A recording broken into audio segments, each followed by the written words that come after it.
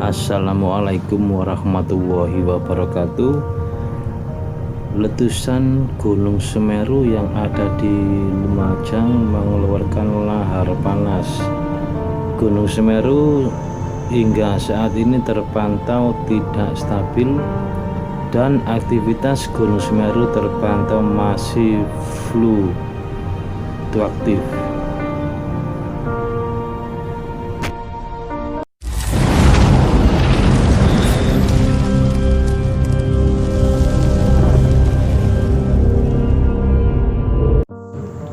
Oke, inilah penampakan awan panas yang terjadi di Gunung Semeru untuk saat ini. Bagi warga yang ada di sekitar Gunung Semeru harus waspada dan harus hati-hati.